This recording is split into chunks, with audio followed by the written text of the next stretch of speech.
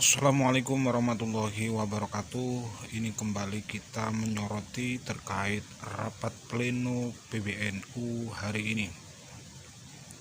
Ini jelas ada paksaan atau bisa kita kuliti ini adalah sirkus dari Mbah Rongis Awam. Kuasa yang tak seimbang, yang jelas seperti itu. Bisa kita lihat PBNU hari ini kacau balau, dan saya kira ini adalah sebuah kualat dengan pendiri Nahdlatul Ulama, kualat dengan ulama, kualat dengan kiai-kiai di desa yang ikhlas berjuang untuk umat, untuk Nahdlatul Ulama. Dan apa yang dilakukan oleh Mbah Rongis Awam atau Ki bin Akut justru memperjelas bahwa NU darurat, nasab palsu. Ini yang jelas membuat NU hari ini gonjang ganjing, jadi seperti itu.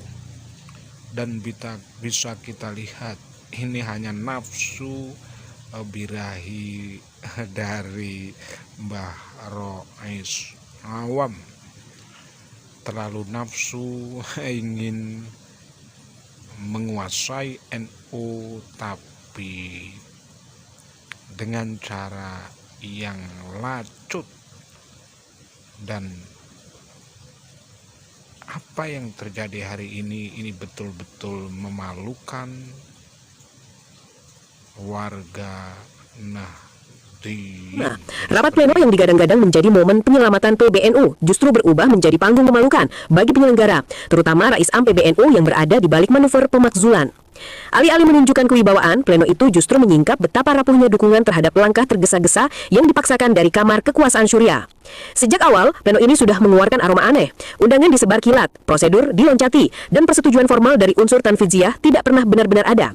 Namun Rais Am tetap mendorong agar rapat tetap jalan, seolah restu sepihaknya cukup untuk mengesampingkan ADART dan tradisi musyawarah yang selama ini menjadi ruh PBNU. Kesan yang muncul jelas, ini bukan forum organisasi, tapi operasi politik berkedok rapat resmi. Ketika malam itu tiba, gedung megah yang disewa penyelenggara justru dipenuhi kursi-kursi kosong. Dari 216 anggota pleno, hanya 58 yang datang, angka yang bahkan tidak melewati seperempat total undangan. Kegagalan quorum itu bukan sekedar teknis, tetapi pukulan telak terhadap legitimasi mereka yang memaksakan rapat. Mayoritas pengurus memilih tidak hadir bukan karena alasan pribadi, melainkan bentuk penolakan halus terhadap agenda politik yang dipaksakan oleh Rais Am dan lingkarannya. Mereka lebih memilih mendengarkan dawuh para kiai sepuh, ketimbang ikut menari dalam skenario yang mencederai marwah jamiah. Sumber internal menyebutkan bahwa Rais Am telah mendapatkan sinyal kuat bahwa mayoritas tidak akan hadir. Namun ia tetap memerintahkan pleno digelar. Keputusan itu terbukti menjadi blunder besar. Video dan foto ruangan sepi justru menjadi bumerang yang mempermalukan dirinya dan kelompok kecil yang mendorong pemakzulan. Bukan hanya rapat yang gagal, tetapi juga kewibawaan Rais Am yang runtuh di hadapan publik. Para pengurus yang absen menyampaikan alasan yang sama, rapat itu ilegal, tergesa-gesa, dan syarat kepentingan kelompok. Mereka menolak hadir karena tidak ingin mencatatkan nama sebagai bagian dari manuver yang merusak tradisi NU. Bahkan beberapa tokoh Syuriah sendiri mengakui bahwa langkah Rais Am kali ini terlalu kasar, terlalu terlihat siapa yang ingin disingkirkan, dan terlalu politis untuk dibenarkan. Nah, memang kalau orang yang bisa menggunakan akal logika sehatnya atau pikiran warasnya pasti akan menilai semacam itu, bahwa apa yang dilakukan oleh Rais Am saat ini bukanlah budaya NU, bukanlah tradisi NU, dan bukan ADART atau mekanisme daripada organisasi Nahdien. Sebagaimana track recordnya Rais Am ya, yang memang sangat kontroversial. Mungkin dulu dinilai bahwa Rais Am ini bagus, akan tetapi Allah menyingkapkan tabir-tabir kepalsuan yang mereka pakai. Ingat ya, seorang yang alim, seorang yang mengaku alim, seorang yang alim ya, itu boleh salah, akan tetapi tidak boleh berbohong. Ketika hanya untuk kepentingan kelompok kemudian memanipulasi segala bentuk dan menabrak aturan organisasi hanya untuk kepentingan mereka, kelompok mereka, maka bisa dikatakan bahwa itu adalah suatu kedustaan yang besar yang dibangun, ya, bukan serta-merta spontanitas, bukan, akan tetapi ya itu adalah kedustaan besar yang sengaja dibangun. Nah, ini yang tidak bisa dimaklumi ketika seseorang dikatakan sebagai ulama atau sebagai alim, akan tetapi dia berbohong, maka keulamaannya, keilmuannya luntur, akan luntur dengan sendirinya. Makanya dulu Kiai Maduddin Usman Al-Bantani pernah mengatakan, siapapun yang menutup-nutupi kebenaran, maka kalau dia seorang alim, kealimannya akan dicabut oleh Allah. Kalau dia seorang wali, maka kewaliannya pun akan dicabut oleh Allah. Dan ini sudah mulai terbukti nyata. Kegagalan ini juga menyingkap sesuatu yang lebih dalam. Perintah Rais Am tidak lagi otomatis diikuti.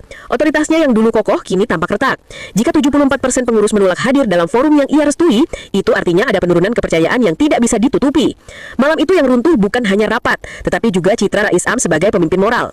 Pleno yang awalnya diproyeksikan sebagai makzul untuk menjatuhkan Gus Yahya justru berubah menjadi makzul balik bagi penyelenggaranya sendiri.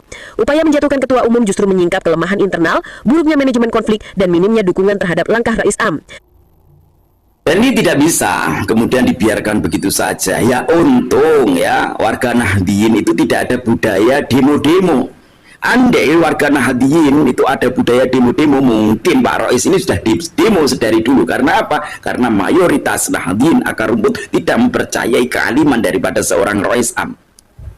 Terlebih lagi ketika polemik nasab yang muncul, kemudian Pak Rois Am tidak menggunakan keilmuan, justru menggunakan kecintaan buta. Dan bahkan ada indikasi bahwa keluarganya memang menikah dengan orang-orang yang notabene adalah kelompok-kelompok daripada orang-orang yang sedang mempertahankan nasab palsunya.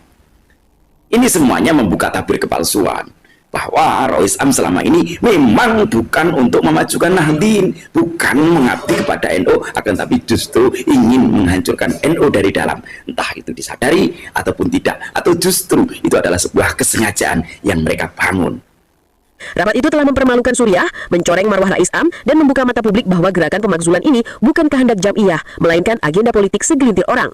Pada akhirnya, rapat makzul itu gagal bukan karena teknis quorum, tetapi karena mayoritas PBNU menolak menjadi bagian dari proyek politik yang tidak bermoral. Dan sejarah akan mencatat malam 9 Desember 2025 sebagai titik ketika kekuasaan Rais Am diuji dan tidak lagi ditemukan sebagai suara yang mampu menggerakkan jamaahnya sendiri. Dan hari ini bisa kita lihat di sidang pleno, jadi seperti itu bisa kita lihat banyak sekali kursi yang kosong, yang artinya Rois Awam hari ini memang betul-betul kita tunggu karma dari para perusak Nahdlatul Ulama.